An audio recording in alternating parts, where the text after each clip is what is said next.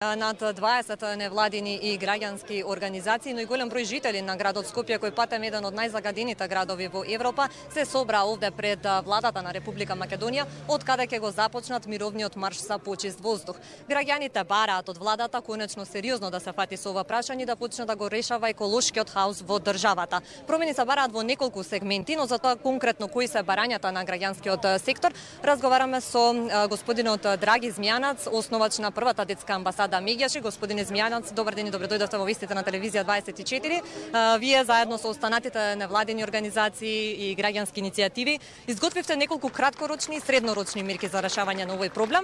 Кои се еве мерките што ги предлагате и дали се веќе доставени до надлежните институции? Мерките се доставени е една од најглавните мерки, значи од коалиција и прва детска амбасада светот Меѓаши со 20 граѓански иницијативи. Мерките се сакаме чист воздух. Значи секој второ дете има астма, бронхитис или проблеми со респираторните органи. Тоа значи дека не смееме да дозволиме да се случи еколошка миграција од Скопје и бегство кон некои други градови, како што забележуваме дека граѓаните навистина мора да преживуваат, посебно кога есен, зима и пролет Скопје е енормно загадено, има на аеро загаденост. Слушнавте активистите тука велат сакаме чист воздух. Дојдени се многу средношколци.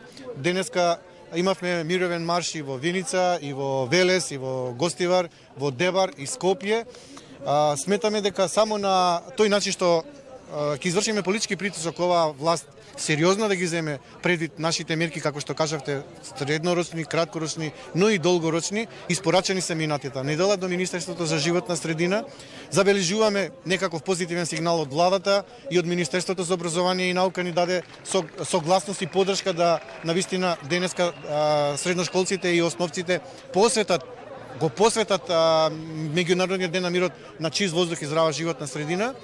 И доколку се случи промена, ние ќе ги пофалиме и народните пратеници и владата, но доколку нема исчекор напред и не се испочитуваат нашите барања, ние ќе се јавиме повторно, ако не со марш, со протест, и ќе ги потсетиме дека сме тука и дека само на тој начин, дека ова е животно прашање, дека не само нашите деца, туку и сите граѓани го е загрозено уставното право и правото на живот. Доколку не се сериозни во намерите кои ние ги испорачавме, ќе не гледаат почесто пред влада. Така, мотото на денешниот марш е сакаме развој, но не по цена на здравјето. Која е цената што граѓаните ја плаќаат? Знаете што, значи има голема цена во остварување, има профит и се забележува дека има доста институции, би рекол бизнис корпорации кои остваруваат профит на сметка на здравјето на луѓето, но цената што луѓето ја плаќаат за миграција од другите градови во Скопје и кои живеат во Скопје, ја плаќаат многу повеќе отколку што средствата кои ги заработуваат може да им обезбедат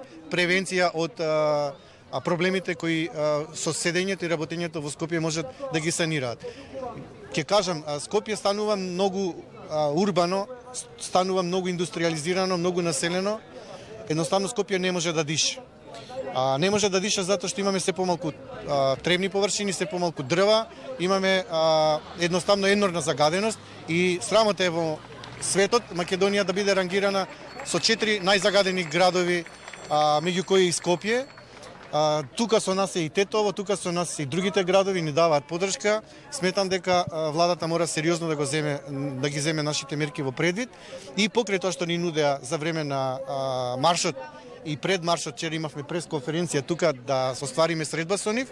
Ние им рековме ќе почекаме малку да ги слушнеме барањата на граѓаните, а потоа ќе преговараме со вас доколку го добиеме мандатот и легитимитетот од граѓаните, довербата која очигледно ја добиваме, тогаш можеме да се јавиме на преговарачка маса, но тогаш навистина ќе бараме поголем притисок и ќе вршиме поголем притисок она што ќе го побараме да го испорачат и тоа во одредени временски рокови кои ќе бидат брзо ефикасни, барем на одредено време, за да не извикуваме пароли со висок PM 150, него ќе бараме навистина прагот да се намали на 50. Така, и токму во тој контекст и моето следно прашање, значи граѓаните и претходно со години назад алармираат за овој проблем. Колкав беше слухот на надлежните институции досега од една страна, но и од друга страна колкава е и одговорноста на самите граѓани, посебно еве во вакви акции за да се вклучат, за да извршат нели притисок врз институциите. Всушност нас граѓаните со нивното присуство ни даваат како граѓански организации иницијативи да извршиме притисок над државните институции и тоа е она што нас не радува и ни дава охрабрување да продолжиме. Но она што ќе кажам дека правото на живот и чиста животна средина е загарантирано со уставот.